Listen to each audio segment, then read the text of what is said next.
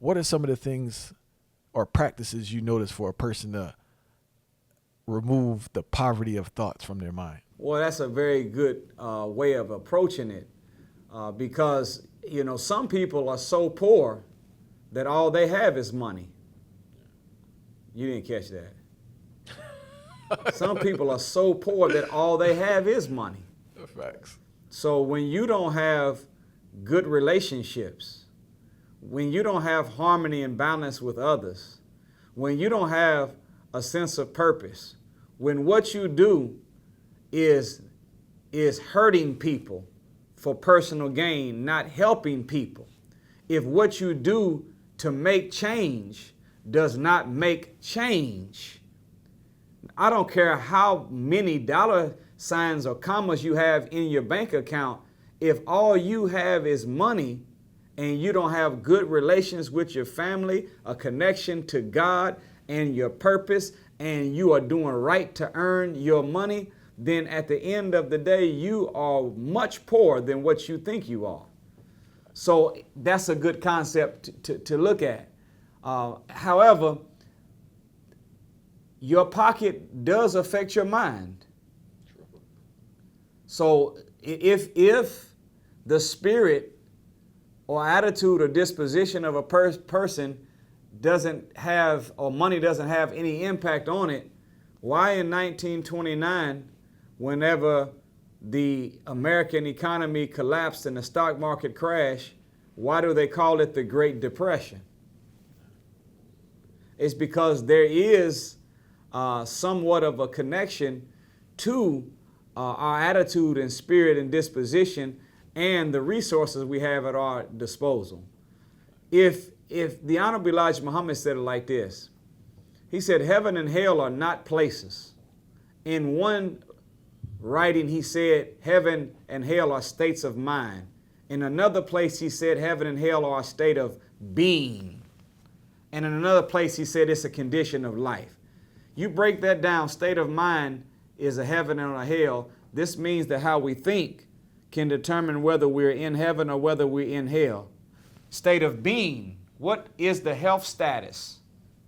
Are we operating at maximum ability for what self can achieve? And then condition of life means, where do we live? How do we live? What do we have? That's what he called heaven and hell. And we knew that heaven and hell wasn't something we was going to die and go and float away and get after we were dead by common sense. When you don't have no air conditioning in the summertime, what do we say? Man, I'm hot as hell right now. Well, look, opposite extreme, when you don't have no heat in the wintertime.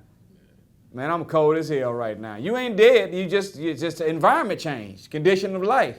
You don't have no money in your pocket. You broke as hell. This what we say.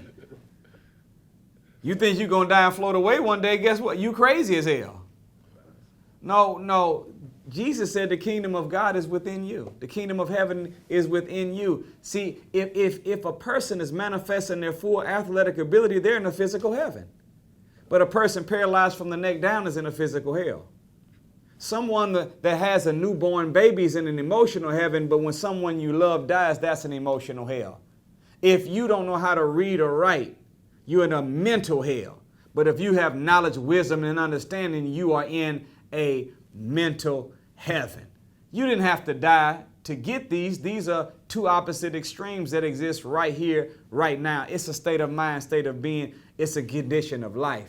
So when it comes to the poverty of thought, when you attach those negative thought processes called envy, jealousy, gossip, do you know that it takes more energy to process a negative thought than it does to process a positive thought?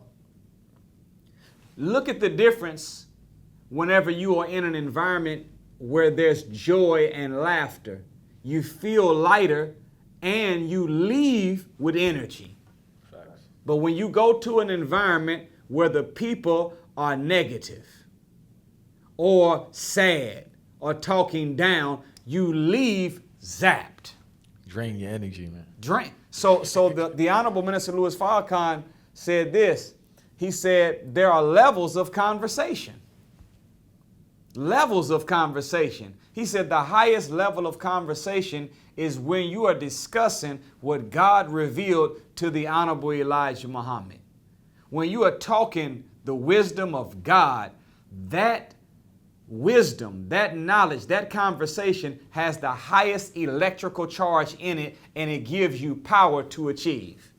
He said, but there is a level of conversation that is so low, not only does it not give you energy, it actually will take energy from you.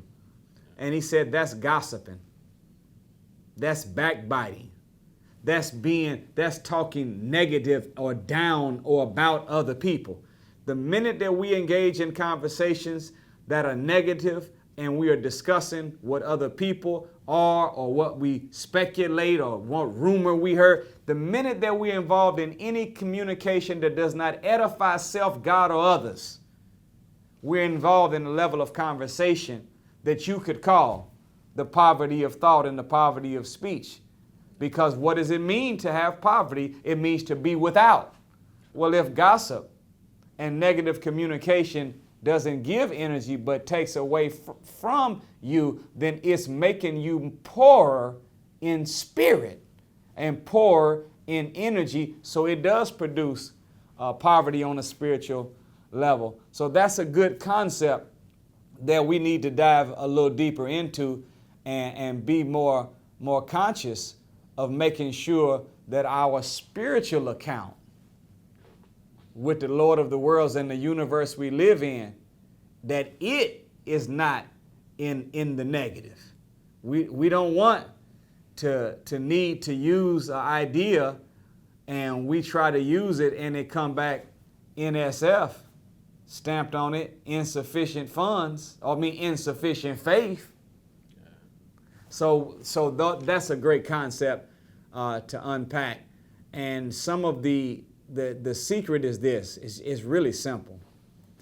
In physics, they say that for every action in the universe, there is in nature its equal and its opposite reaction.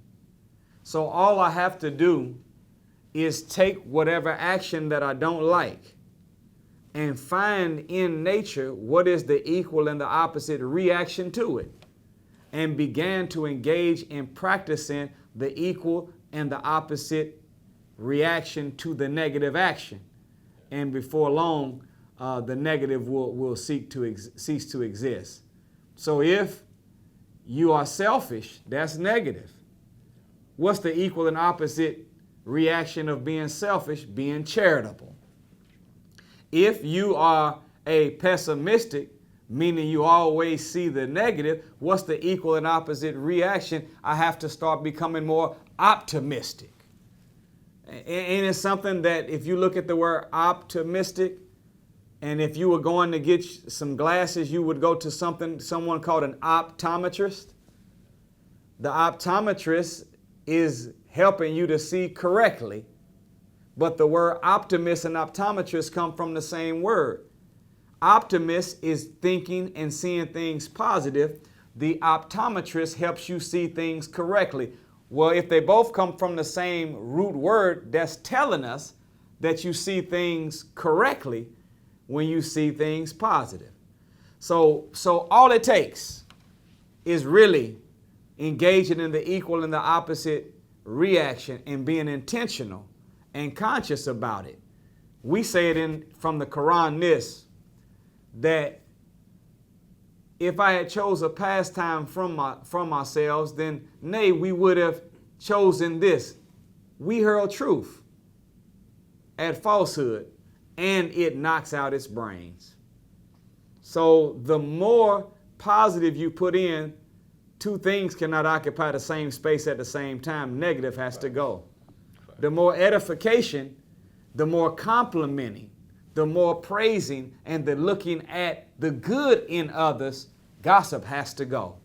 So we can come up out of poverty with those principles employed the spiritual poverty and the financial poverty if we really understand it.